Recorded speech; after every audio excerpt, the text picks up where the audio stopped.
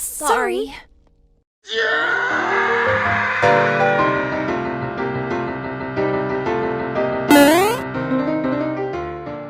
Hello, SMM5 here, and today I want to talk about something that's been bugging me for a while now, and that's the portrayal of the SMG4 gang in 2025, or lack thereof. This is something that's been on my mind for a while now, and that is because when I first got fully attached to SMG4, it was during 2018 with the Waluigi arc. And something that I have always loved about SMG4 is how the SMG4 gang felt like a big found family, especially during the anime arc.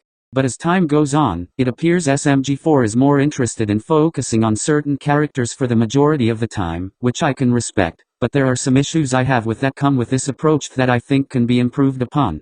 That is not to say that I am not content with the videos we are getting now. In fact, I have been really loving the videos we've been getting this year, and this is the most consistently good SMG4 has been since 2018 or 19. But this is my only major gripe with videos this year, and I believe anything can be improved upon. Without further ado, let's get into this.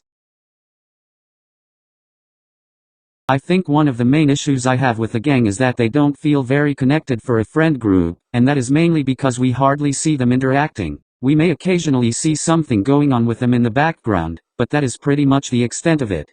If you don't believe me, then answer me this. What is the dynamic between Psycho and Belle? What is the dynamic between Boopkins and Keizo? What is the dynamic between Bob and Shroomy? What is the dynamic between Tari and Melanie? Tari and Wimpu? Meggy and Keizo? Shroomy and Karen? If you're being honest and cannot answer any of those questions, it is probably because you hardly if ever see these characters so much as exist in the same scene together, let alone interacting.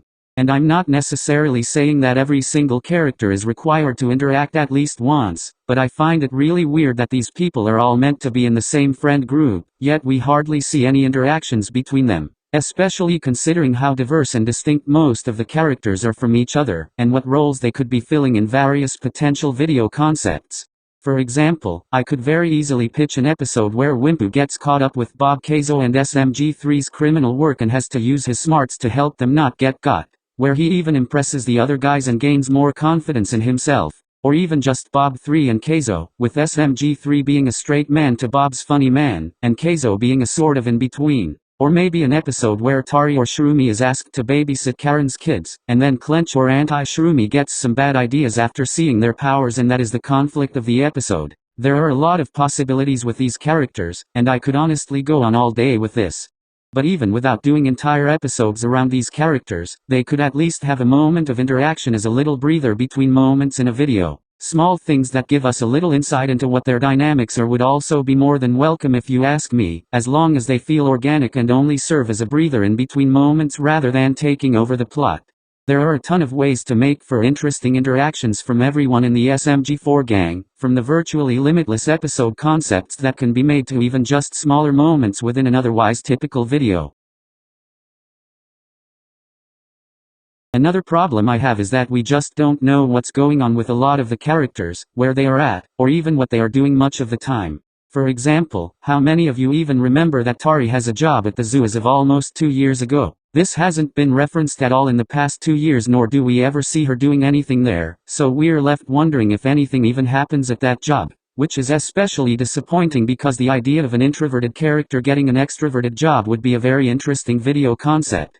And what about Psycho and Keizo? We never see anything of them as a band, and Keizo seems to have been doing criminal work in the background. So are they no longer a band together? And what about Shroomy's entire plot point about him and Anti-Shroomy? Is there some kind of big payoff to it that I missed or something? Or are they still unstable and we just aren't seeing it? I mean, it's not even clear where Melanie lives anymore, as it could be either in this random building or the guest room in the showgrounds. Stuff like that is mildly frustrating to me, as it underscores a clear disconnect this show has with many of its characters, including ones that have previously been important to SMG4 lore, like Melanie and the anti-cast.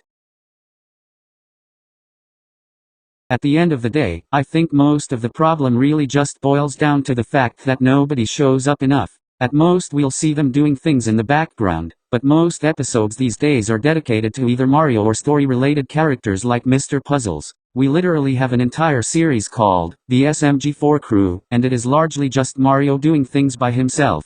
By far the most frustrating example of this is Shroomy, who had this whole plot line about his conflict with his alter ego Anti-Shroomy, and he even got one video per year. But ever since 2022 he just stopped getting videos about him, and we are left wondering where that character conflict even went. And is it just me? Or is it a little weird that Melanie was facing the issue of finding her manga an audience in Let's Make a Deal? Even though she's literally been working on this manga for 3 to 4 years and had an episode featuring her selling it the other year, a fact that is not even addressed in that video.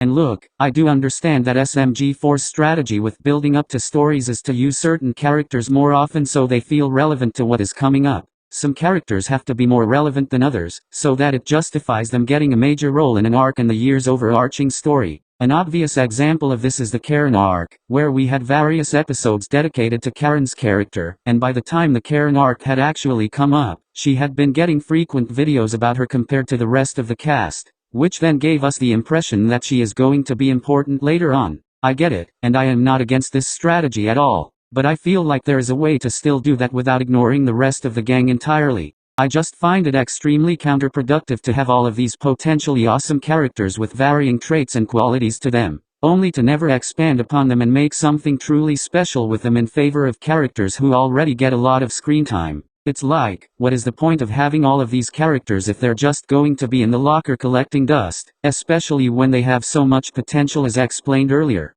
I can understand not knowing what exactly to do with them, but then again, that is why you expand upon their foundations and develop them, so they can find their footing and not be useless forever. I can't even count the number of ways you can make characters like Wimpu and Keizo and Belle into interesting characters, namely having them get roped into drama with other characters like Karen and Bob, which can make for interesting interactions that bring out a different side to them, and place them in scenarios that help develop them further.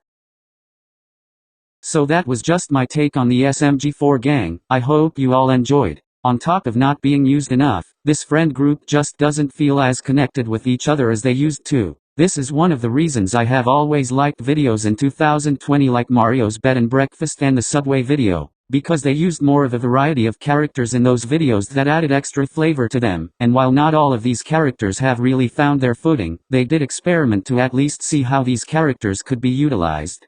So I hope SMG4 can improve upon this in the future. The quality of their videos has been great this year, with both their major stories and their casual content being really good, so I look forward to whatever they have planned after WOTFI 2025. But that is all for today. See you all next time.